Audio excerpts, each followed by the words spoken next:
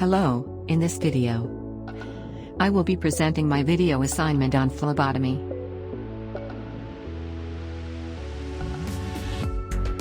The name of the institute is Qualitas Training Institute. My name is Mary Junor.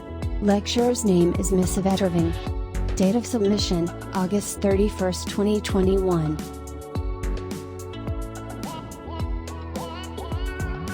Introduction. Define phlebotomy and state functions of a phlebotomist.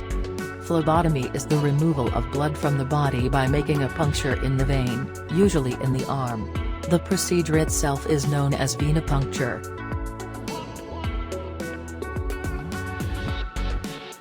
Phlebotomy is both a technical and people-oriented profession. Responsibilities of an phlebotomist. 1. Prepare patients for collecting procedures associated with laboratory samples. 2. Collect routine skin puncture and various specimens for testing as required. 3. Prepare specimen for transport to ensure stability of sample. 4. Maintain patient confidentiality. 5. Perform quality control checks while carrying out clerical, clinical and technical duties.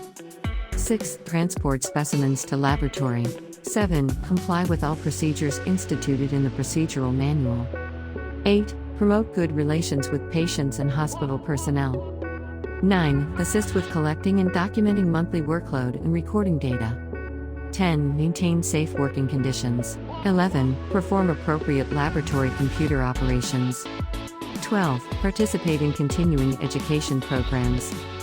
13. Collect and perform point-of-care testing known as POCT. 14. Perform quality control checks on POCT instruments. 15. Perform skin tests. 16. Prepare and process specimens. 17. Collect urine drug screen specimens. 18. Perform electrocardiography. 19. Perform front office duties. Current procedural terminology, coding and paperwork. Phlebotomy is performed to A. Obtain blood for diagnostic purposes and to monitor prescribed treatment. B. Remove blood for transfusions at a donor center. C. Remove blood for therapeutic purposes such as treatment for polycythemia disorder involving the overproduction of red blood cells. Phlebotomy is primarily accomplished by one of two procedures. 1. Venipuncture, which involves collecting blood by penetrating a vein with a needle and a syringe or other collection apparatus. 2. Capillary puncture, which involves collecting blood after puncturing. Equipment and supplies routinely used by phlebotomists. 1. Phlebotomy chairs. 2. Equipment carriers. 3. Phlebotomy carts. 4. Gloves and glove lines, small, medium and large. 5. Antiseptics. 6. Disinfectants. 7. Hand sanitizers. 8. Gauze pads and cotton balls. 9. Bandages. 10. Needle and sharp containers. 11. Biohazard bags. 12. Slides. 13. Pens, permanent. 14. Watch or clock. 15. Vein locating device. 16. Tourniquets. 17. Needle, multi-sample, hypodermic and winged butterfly. 18. Safety features. 19. Evacuated systems. 20. Tube holders. 21. Syringes. 22. Syringe transfer device. 23. Syringe needle. 24. Various tubes, additive and non-additive. 25. Stoppers. 26. Anticoagulant. 27. Laboratory label printers. 28. Blood drawing trays. 29. Goggles. 30. Gowns. 31. Bed. 32. Table. 33. Trays. 34. Requisition forms. Sites for venipuncture. The preferred site is the antecubital area of the arm. Other sites include median cubital, the dorsum of the foot, the scalp and the medial ankle. In the video demonstrates a procedure of venipuncture for clinical testing.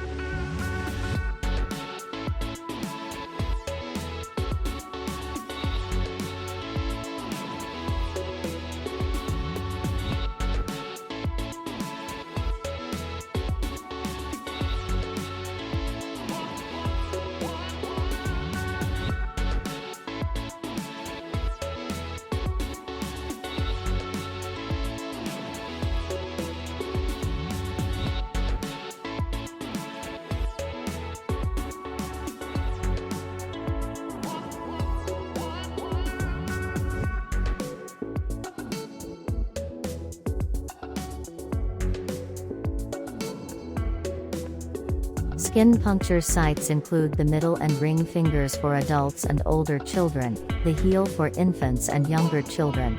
However, venipuncture of these sites requires special training and permission of the patient's physician. Needle gauge: 1, 15 to 17. Needle type: special needle attached to a bag. 2, 18. Needle type: hypodermic. 3, 20. Needle type: multi-sample. 4, 21. Needle type: multi-sample. 5, 22. Needle type: multi-sample. 6, 23. Needle type: butterfly.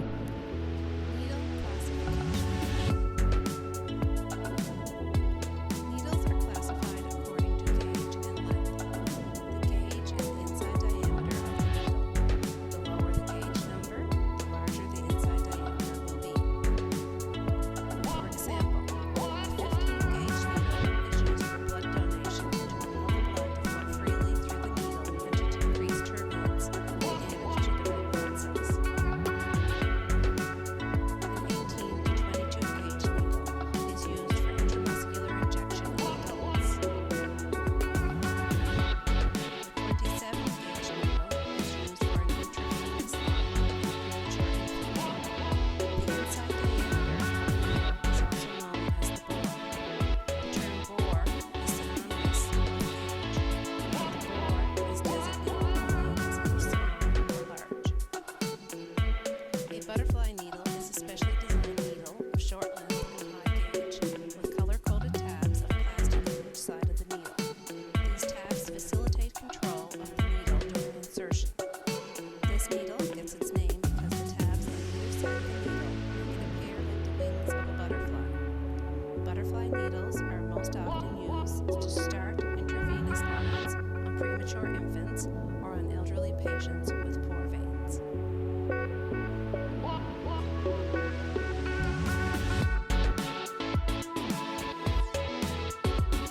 Typical use: 1. Collection of donor units, autologous blood donations and therapeutic phlebotomy. 2. Used primarily as a needle rather than for blood collection. Safety issues have diminished use. Typical use: 3. Sometimes used when large volume tubes are collected or large volume syringes are used on patients with normal size veins. Typical use. 4. Consider the standard venipuncture needle for routine venipuncture on patients with normal veins or for syringe blood culture collection. 5. Used on older children or older patients with small veins. Syringe straws on difficult vein. Typical use. 6. Used on the veins of infants and children, also on difficult or hand veins of adults. Components of the evacuated tube systems are: 1. Multi-sample needles. 2. Tube holders. 3. Evacuated tubes. Components of the syringe tube system are: 1. Syringe needle. 2. Syringe. 3. Syringe transfer device. In the images shows as follow: the evacuated tube system and the syringe system.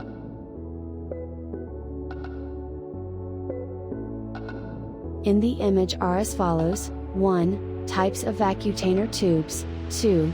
Stopper colors. 3. Additives. 4. Functions of additives. 5. Departments used by each.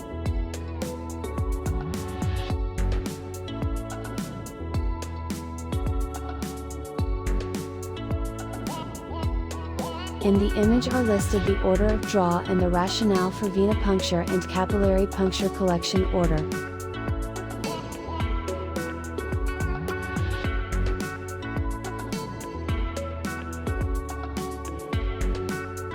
More commonly used blood bottles and blood tests. It's intended to help you understand which bottles are used for which tests, so that you can choose the appropriate equipment when you land on the wards. We're trying to give generic information, but don't forget equipment and protocols may vary between different trusts. The purple top bottle is used for haematology tests.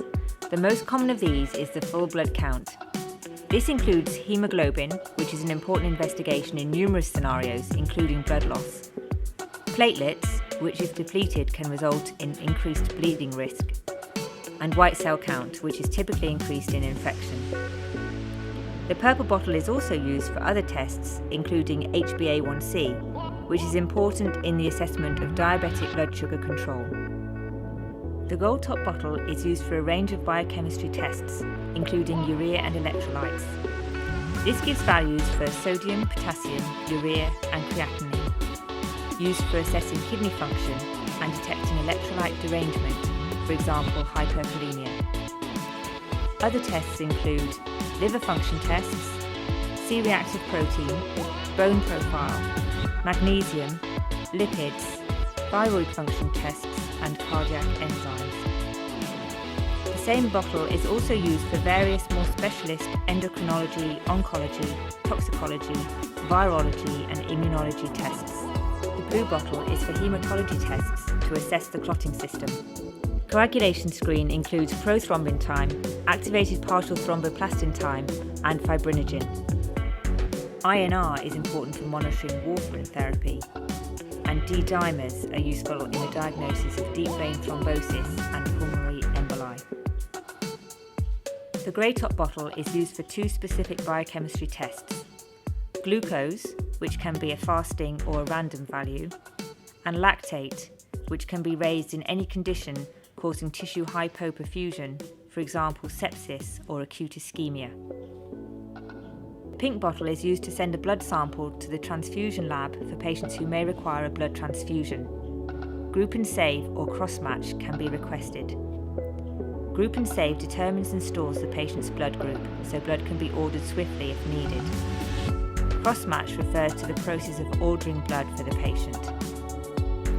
Typically, the bottle must be labelled by hand at the patient's bedside after confirming the patient's details, but your trust will have specific guidelines which you should adhere to. Blood culture bottles are used to send samples to microbiology for culture, to isolate organisms and enable targeted antimicrobial therapy. Protocol varies between trusts, but you may be required to fill more than one bottle. Some trusts require 2 samples to test for both aerobic and anaerobic organisms. An aseptic approach is crucial to avoid contamination. All of the tests described so far can be performed on venous blood samples. An arterial blood gas sample is typically taken at the wrist from the radial artery.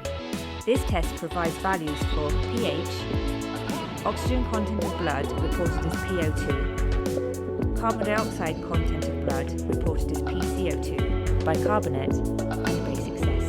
Arterial blood gases provide important information in acutely unwell patients to allow assessment of illness severity, clarify the diagnosis and guide management. This test is collected in specific syringes and must be taken to the lab within about 20 minutes of collection for accurate processing. We hope this video has improved your familiarity with the equipment we have discussed. Hospital labs are always happy to help, so don't be afraid to call them if you need any advice. Components of a phlebotomy tray. A well-organized and well-stocked phlebotomy tray is every phlebotomist's best friend.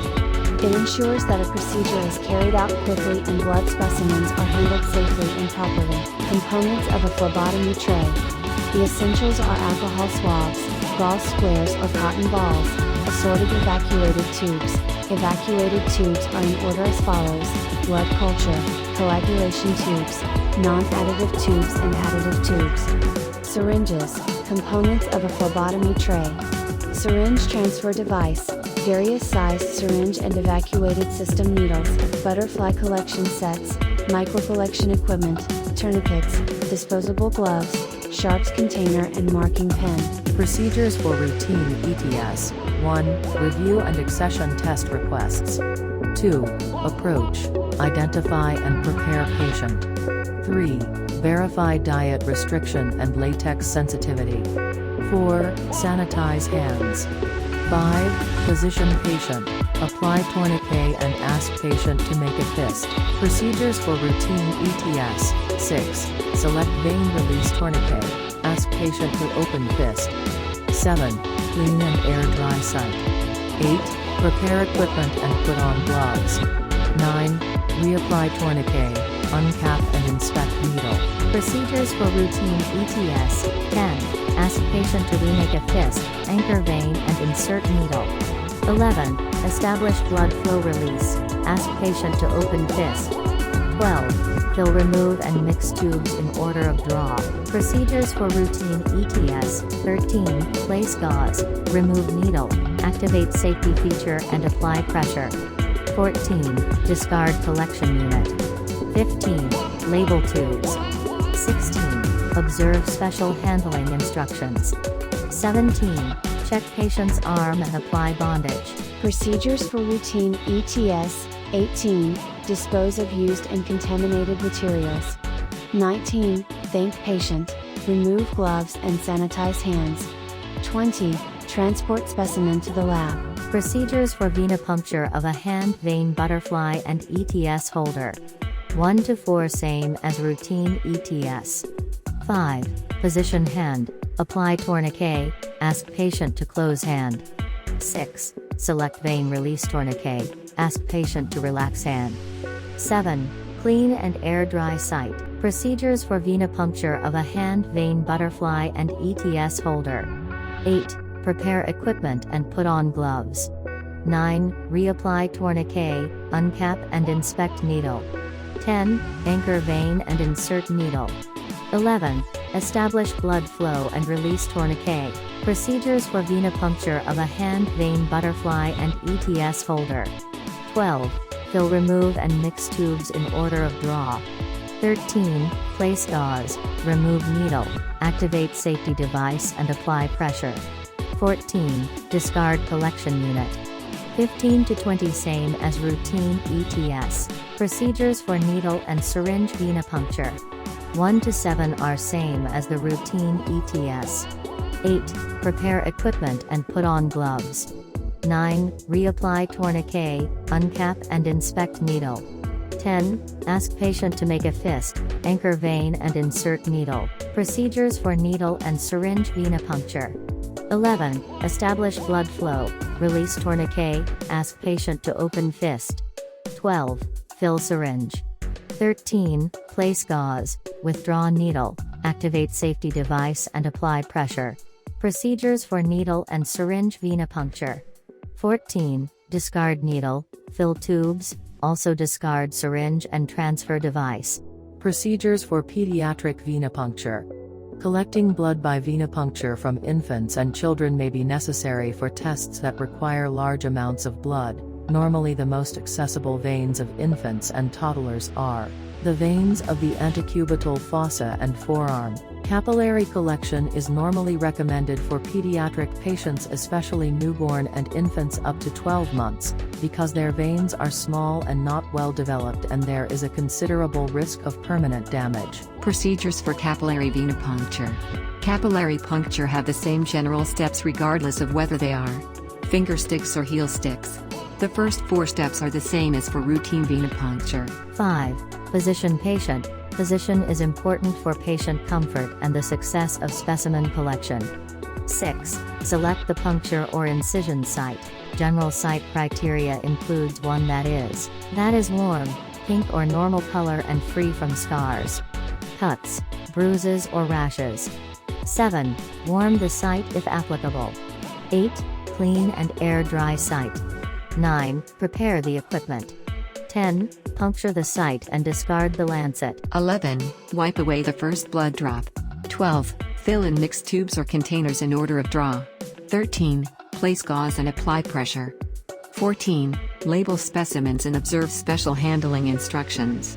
15. Check the site and apply bandage. 16. Dispose of used and contaminated materials. 17. Thank patient, remove gloves, and sanitize hands. 18. Transport specimen to the lab. Possible problem sites for venipuncture. 1. Burn scars and tattoos. 2. Damaged veins. 3. Edema. 4. Hematoma. 5. Mastectomy. 6. Obesity. 7. Arterial line. 8. Arteriovenous shunt. Fistula or graft. Possible patient complications and conditions. 1. Allergies to equipment and supplies. A. Adhesive allergy. B. Antiseptic allergy. C. Latex allergy. 2. Excessive bleeding. 3. Fainting.